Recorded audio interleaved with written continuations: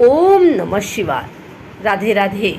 आइए सुनते हैं मासिक शिवरात्रि व्रत कथा पूजन विधि। वैसे तो साल में एक बार महाशिवरात्रि का व्रत आता है और उसे बड़ी धूमधाम के साथ मनाया जाता है, लेकिन हिंदी कैलेंडर के अनुसार प्रत्येक माह के कृष्ण पक्ष की चतुर्दशी तिथि के दिन मासिक शिवरात्रि मनाई जाती है। इस दिन व्रत उपवास रख भगवान शिव को प्रसन्न किया जाता है और रुद्राभिषेक की भी परंपरा है। जिस तरह सोमवार के दिन भोलेनाथ का विधि विधान से पूजा होती है, बिल्कुल उसी प्रकार मासिक शिवरात्रि का भी महत्व है। मासिक शिवरात्रि मनाई जा रही है। अगर आप भी व्रत रख रहे हैं तो पूजा के बाद यह व्रत कथा जरूर सुने। शिव पुराण के अनुसार प्राचीन काल में चित्रभानु नामक एक शिकारी था। जानवरों की हत्या करके वह अपने परिवार को पालता था। वह एक साहूकार का कर्जदार था, लेकिन उसका ऋण समय पर न चुका सका। क्रोधित साहूकार ने शिकारी को शिवमठ में बंदी बना लिया। संयोग से उस दिन शिवरात्रि थी। साहूकार के घर पूजा हो रही थी तो शिकारी ध्यान मग्न होकर शिव संबंधी धार्मिक बातें सुनता रहा। चतुर्दशी को उसने शिवरात्रि व्रत की कथा भी सुनी। शाम होते ही साहूकार ने उसे अपने पास बुलाया और ऋण चुकाने के विषय में बात की। शिकारी अगले दिन सारा ऋण लौटा देने का वचन देकर बंधन से छूट गया। अपनी दिनचर्या की भांति वह जंगल में शिकार के लिए निकला, लेकिन दिन भर बंदी गृह में रहने के कारण भूख प्यास से व्याकुल था। शिकार खोजता हुआ वह बहुत दूर निकल गया। जब अंधेरा हो गया तो उसने विचार किया कि रात जंगल में ही बितानी पड़ेगी। वह वन एक तालाब के किनारे एक बेल के पेड़ पर चढ़कर रात बीतने का इंतजार करने लगा। बेल वृक्ष के नीचे शिवलिंग था, जो बेलपत्रों से ढका हुआ था। शिकारी को उसका पता न चला। पड़ाव बनाते समय उसने जो टहनियाँ तोड़ी वे संयोग से शिवलिंग पर गिरती चली गई। इस प्रकार दिन भर भूखे प्यासे शिकारी का व्रत भी हो गया और शिवलिंग पर बेलपत्र भी चढ़ गए। एक पहर रात्रि बीत जाने पर एक गर्भणी हिरनी तालाब पर पानी पीने पहुंची। शिकारी ने धनुष पर तीर चढ़ाकर ज्यों ही प्रत्यंचा खींची, हिरनी बोली, मैं गर्भणी हूँ और शीघ्र ही प्रसव करूँगी। तुम एक साथ दो जीवों की हत्या करोगे, जो ठीक नहीं है। मैं बच्चे को जन्म देकर शीघ्र ही तुम्हारे समक्ष प्रस्तुत हो जाऊँगी, तब मार लेना। शिकारी ने प्रत्यंचा ढीली कर दी और हिरनी जंगली झाड़ियों में लुप्त हो गई। प्रत्यंचा चढ़ाने तथा ढीली करने के वक्त कुछ बेलपत्र अनायास ही टूटकर शिवलिंग पर गिर गए।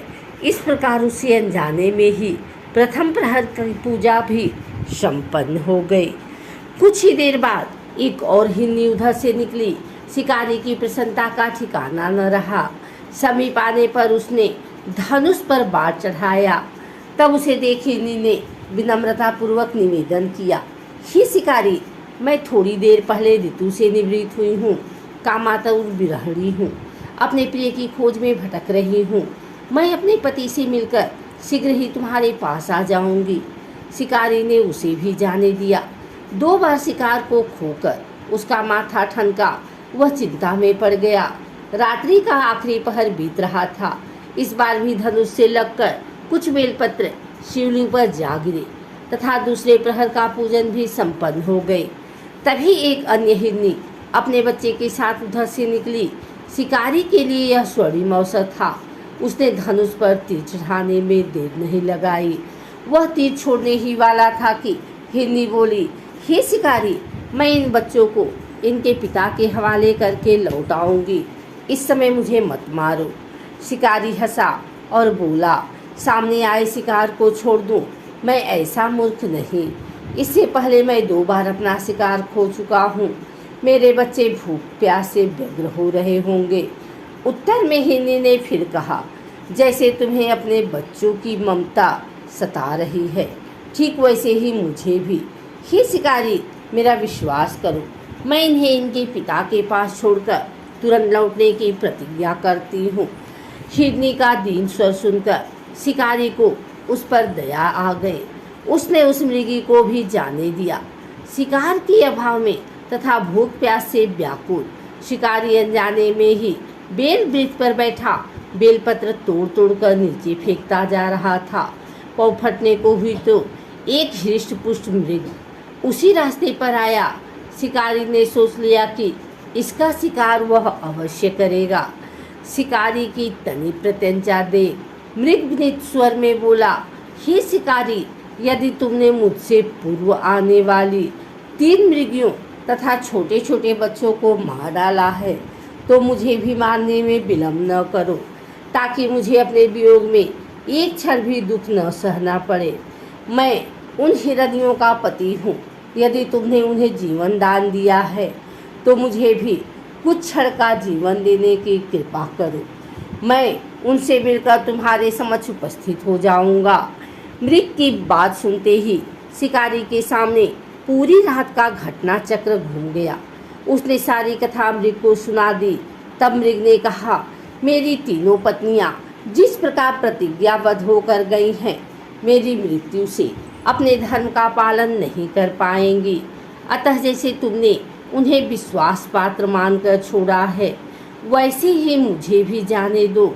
मैं उन सब के साथ तुम्हारे सामने शीघ्र ही उपस्थित होता हूँ। शिकारी ने उसे भी जाने दिया। इस प्रकार प्रातः हो आई।